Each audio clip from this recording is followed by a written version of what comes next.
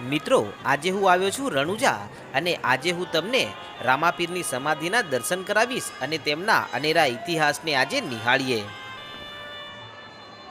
નમસ્કાર મિત્રો, સ્વાગત છે તમારું આપણી યુટ્યુબ ચેનલ વહાણવટી ડિજિટલમાં. તો મિત્રો, આપણે ઘણા બધા ભૂતિયાના અને અન્ય માતાજીના ઘણા બધા ઇતિહાસ આપણે જોયા. તો મિત્રો, હવે અમે જઈ રહ્યા છીએ રણુજા. તો મિત્રો, આજે અમે તમને રણુજાનો સરસ મજાનો બ્લોગ વિડીયો બતાવીશું. તો મિત્રો, કોઈએ આ વિડીયો મૂકીને જવાનું નથી અને આખો વિડીયો પૂરો જોવાનો છે અને રણુજામાં રામાપીરના દર્શન કરવાના છે, એ પણ તમારે ઘરે બેઠા. તો મિત્રો, બન્યા રહો અમારા વિડીયો સાથે. તારા ભરોસે મારી નાવડી, તમે તારણહાર મારી માવડી. તારું રે નોમ લઈને ઘરેથી નીકળતો, મનની વાત બીજા કોઈને ના કરતો. તારું રે નોમ લઈને ઘરેથી નીકળતો, મનની વાત બીજા કોઈને ના કરતો. માડી તમે છો તો બધું છે, નહીતર જીવનમાં અંધકાર છે. નમસ્કાર મિત્રો, આજે આપણે 12 બીજના ધણી એવા રામદેવ પીર મહારાજના દર્શન કરવાના છે અને રાજસ્થાનની ધરતી, પહાડો અને અનેરા ગામડાઓને આજે આપણે જોતા જોતા જઈશું. અને મિત્રો, ખાસ વાત તો એ છે કે જેમ હિન્દુઓ રામદેવ પીર મહારાજના દર્શન કરવા માટે લાખો શ્રદ્ધાળુઓ આવે છે, એમ પાકિસ્તાનથી પણ ઘણા બધા મુસલમાનો આ હિન્દુઓની જેમ જ રામદેવ પીરના દર્શન કરવા માટે અને બીજ ભરવા માટે આવે છે. તો મિત્રો, તમને એમ થતું હશે કે રામદેવ પીર તો હિન્દુ હતા, તો એમને મુસલમાનો કેમ માને છે? અને રામદેવ પીર તો હિન્દુ છે, તો પછી એમને પીર કેમ કહેવાય છે? તો મિત્રો, આવા બધા ઘણા બધા પ્રશ્નો તમારા મગજમાં ઉદ્ભવતા હશે.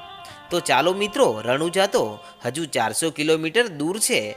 તો ત્યાં સુધી હું તમને રામદેવ પીરનો એક અનેરો ઇતિહાસ જણાવું છું કે રામદેવ પીરને પીર કેમ કહેવાય છે અને તેમને મુસલમાનો પણ કેમ ખૂબ જ માને છે. તો મિત્રો, રામદેવ પીરનું ગામ રણુજા હતું, પરંતુ તેમના પરચાની અને પરાક્રમની વાતો દૂર દૂર સુધી ફેલાયેલી હતી. પરંતુ આ વાત અમુક આજુબાજુના લોકોને પસંદ ના આવી કે આ બધી ખોટી વાતો છે, અને જેના કારણે અમુક મૌલવીઓએ રામદેવજી પીરને નીચું દેખાડવા માટે ઘણી બધી કોશિશો કરી, પરંતુ તેમના બધા જ નુસ્ખાઓ વ્યર્થ ગયા. અને ત્યારે તેમણે મક્કાના મૌલવીઓને આ વાત કરી કે ભારતમાં એક એવા પીરનો જન્મ થયો છે કે જે આંધળાઓને આંખો આપે છે, અપંગોને ચાલતા કરે છે અને કાપડના ઘોડાને આકાશમાં ઉડાડે છે અને મરેલા માણસોને પણ તે જીવતા કરે છે. ત્યારે મક્કાના મૌલવીઓએ આવી વાત સાંભળી અને તેમના ચમત્કારિક 5 પીરોને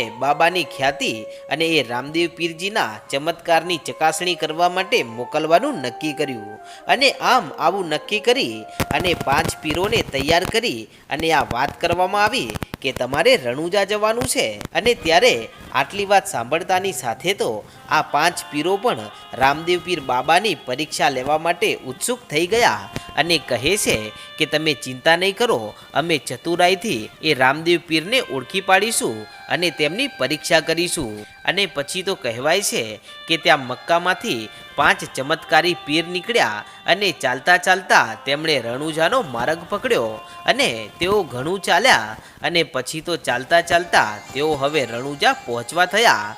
અને રણુજા આવવા થયા ત્યારે તેમની ભેટ સાક્ષાત રામદેવ પીર મહારાજ સાથે થઈ જાય છે. ત્યારે એ 5 જણા એમને ઊભા રાખીને કહે છે કે ભાઈ, અહીંયાથી રણુજા કેટલું દૂર છે?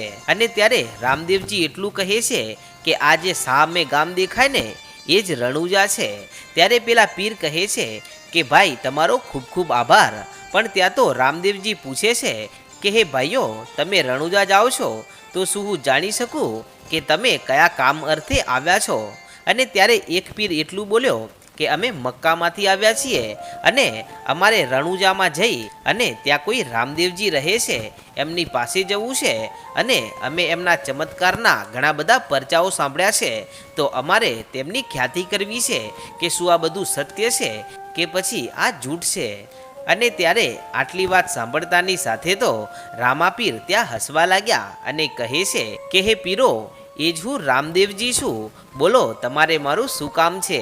અને ત્યારે આ પાંચે પીરો કહેવા લાગ્યા કે આવા સાદા અને સાધારણ તમે રામાપીર છો? કે હા ભાઈ, હું જ છું. તો કે અમે ખૂબ દૂરથી આવ્યા છીએ અને અમે ભૂખ્યા પણ થયા છીએ અને હવે અમારે ભાવતા ભોજન જમવા છે, તો શું તમે અમને જમાડી શકશો?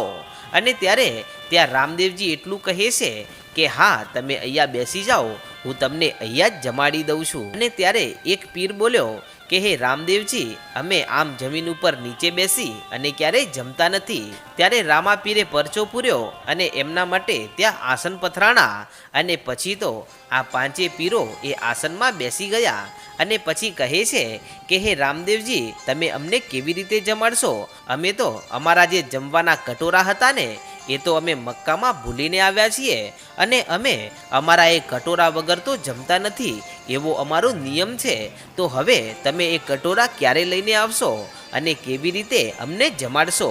અને ત્યારે રામદેવજી હસવા લાગ્યા અને એટલું કહે છે કે તમે ચિંતા નહીં કરો, તમે ખાલી આંખો બંધ કરો, તમારી પાસે એ તમારા કટોરા આવી જશે. અને પછી તો આ પાંચે પીરોએ પોતાની આંખો બંધ કરીને ત્યાં થોડી જ વારમાં એ પાંચે કટોરા આવી ગયા. અને આવો ચમત્કાર જોઈ અને એ પાંચે પીરો પોતપોતાના કટોરા હાથમાં લઈ અને જોવા લાગ્યા તો તેમના કરેલા નિશાન પ્રમાણે એ પાંચે કટોરા એમની પાસે આવી ગયા હતા. અને પછી તો બીજો પીર બોલ્યો કે હે રામદેવજી, અમને અમારા ભાવતા ભોજન જમાડો તો અમે માનીએ.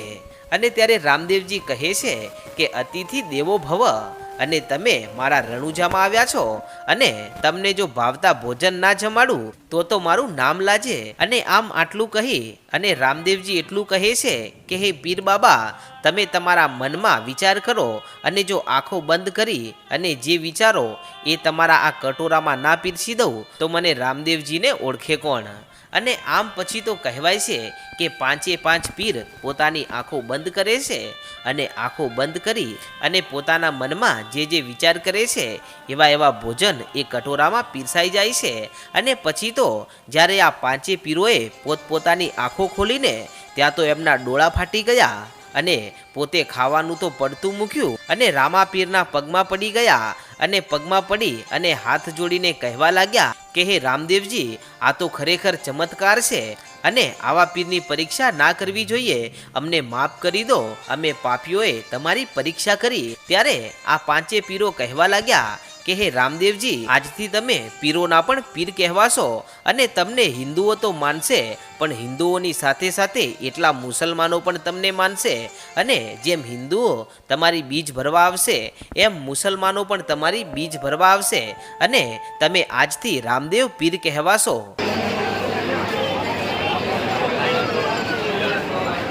તો મિત્રો, તમે આ રામાપીરના મંદિરે દર્શન કરવા આવેલા આ બધા શ્રદ્ધાળુઓની ભીડ તમે જોઈ શકો છો અને આ એક લાંબી લાઈન લાગેલી છે અને દૂર દૂર સુધી આ લાઈન ફેલાયેલી છે અને બધા જ લાઈનમાં લાગી અને રામાપીરના દર્શન કરવા માટે આવ્યા છે.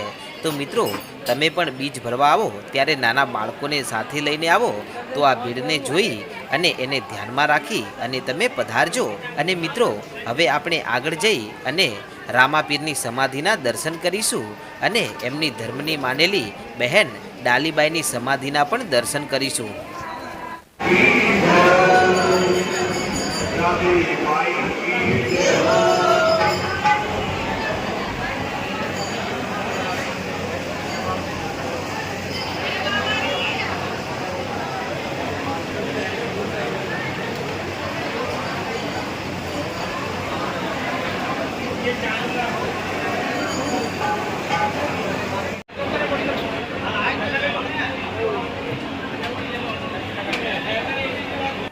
તો મિત્રો, આ છે રામદેવ પીરની સમાધિ અને અહીંયા રામાપીર અત્યારે પણ હાજરા હજુર બેઠા છે.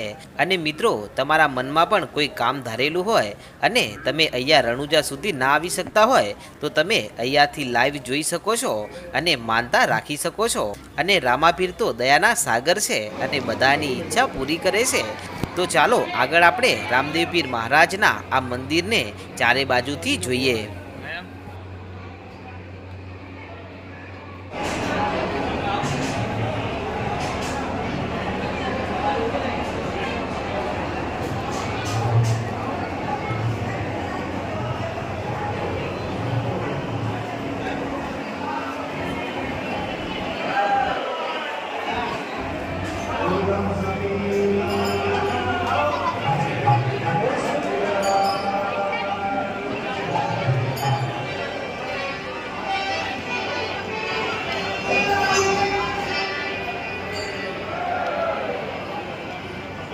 ચાલુ મંદિર મસ્ત.